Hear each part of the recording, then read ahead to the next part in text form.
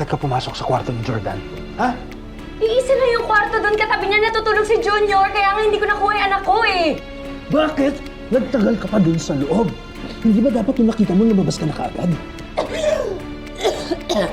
It's only a matter of time.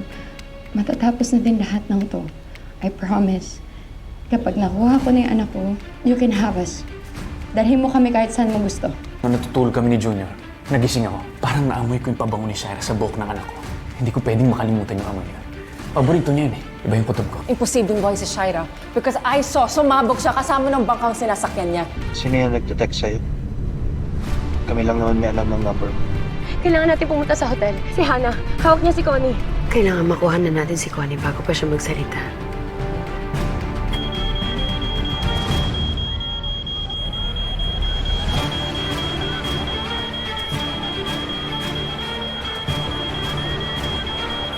Jordan si Shaira.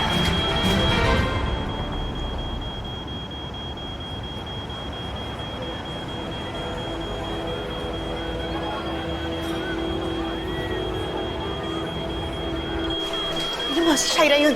Nandun siya, halika, tingnan.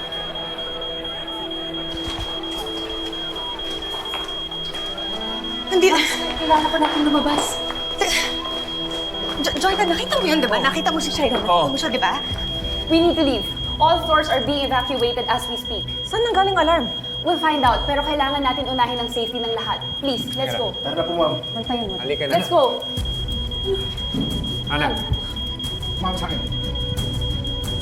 Nakita mo yun, si Shaira yun, di ba? Nakita mo siya. Pero ang bilis kasi. Gusto ko pa rin makasiguro. Ano pa kailangan? Dalawa na tayong nakakita, Jordan. Ano pang sisiguraduhin natin?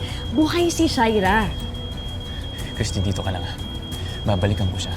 Kasi kung siya talaga yun, hindi siya dapat makatakas. Sige, tatawag na rin ako kay Hannah. Ano nangyari to?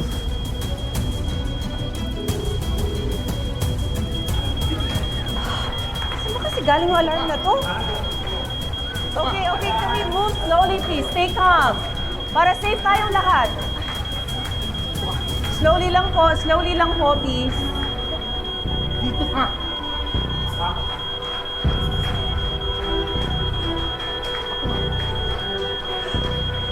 Dito ka lang.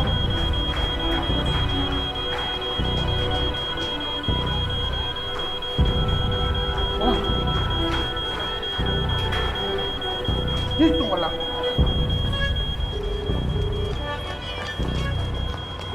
Hannah, saan ka?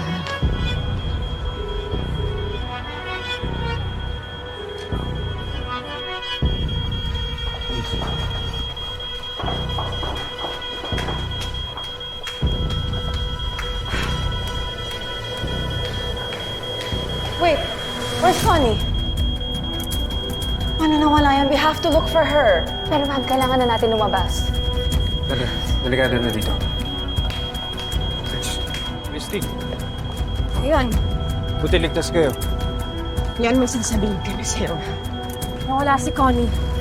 Ano? Nawala nung nagkakagulo eh. Paano nangyari? Eh, di ba kausap niyo siya, di ba? Yes, we were trying to convince her. Wala kaming nakuha sa kanya. Eunice, call security, okay? Alam kong hindi pa nakakalayo yan. Yes, ma'am. Tutulong ako.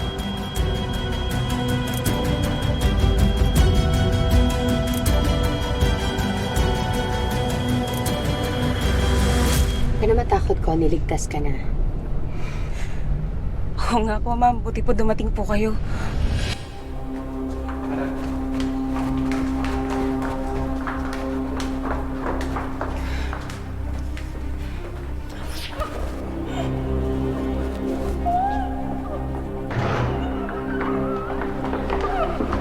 Ganun maingay.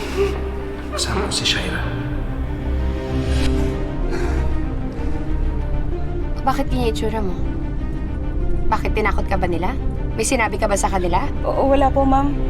O baka naman may in-offer sila sa'yo? Pera?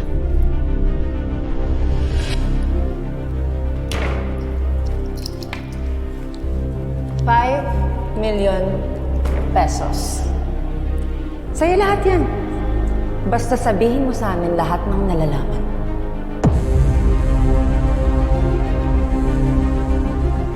Bakit sinan mo sa mga polis yung video ko?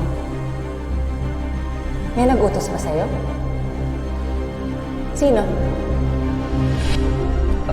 Wala po ako sinabi sa kanila. Hindi ko po kayo kayang baliktarin. Good. Alam ko namang maaasahan kita eh. Mabilis nga yung Hana na yun. Pero mas mautak pa rin ako sa kanya.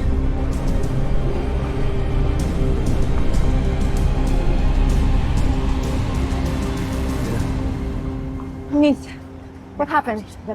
Miss Hannah, false alarm. Walang sunog. But I called the fire department already. What? So saan ang galing mo alarm?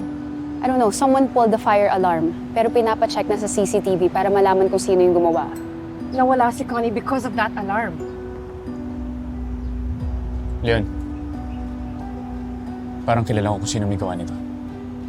Sino? What do you mean? Si Shaira. Nakita namin siya kanina.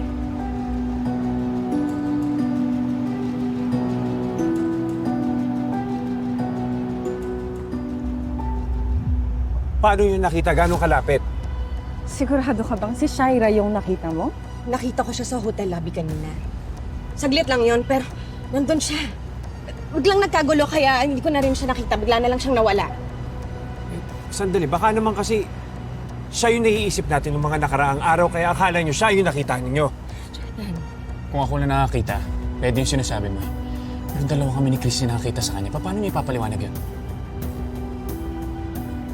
Okay, fine. You know what? Let's just check the CCTV para malaman natin kung saan napunta si Connie. Okay? Para.